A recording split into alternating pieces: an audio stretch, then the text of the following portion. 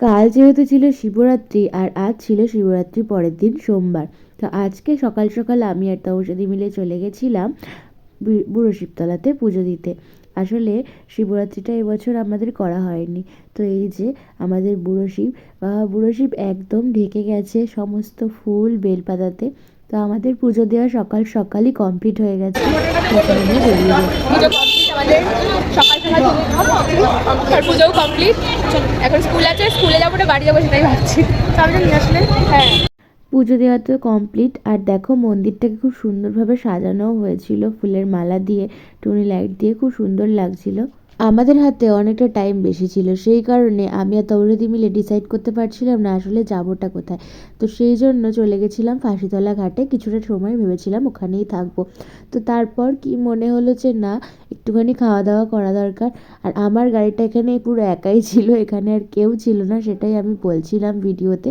তো সেই ক্লিপটা আমি আর দিলাম না। যাই হোক, তো এই যে সুন্দর গঙ্গা, মা গঙ্গা বয়ে যাচ্ছে। আর এই যে এই ষাঁড়টার দেখো শিংটার কি অবস্থা, শিংটা না বসে গেছে। যাই হোক, তো ওকে দেখে কেমন একটা লাগছিল, মানে ভয় পাচ্ছিলাম আমরা, সেই জন্য ভাবছিলাম গাড়িটা এসে না ফেলে দেয়।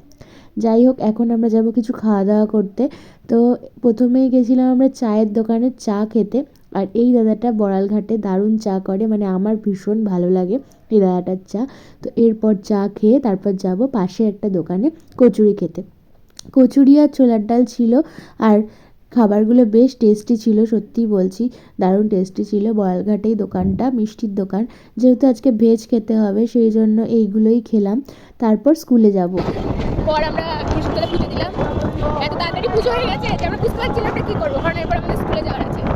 প্রায় 9টায় ঢুকেছি আমরা, 9:30টার মধ্যে আমাদের পুজো কমপ্লিট পুরো একদম। এখন আমরা যাচ্ছি কলেজে, স্কুলে। বারবার আমার কলেজ বেরিয়ে যায়, আমরা তো কলেজেই পড়ি না। এখন স্কুলে যাচ্ছি, যাওয়া যাক। চাবিটা আবার দিয়ে দিয়েছিলাম।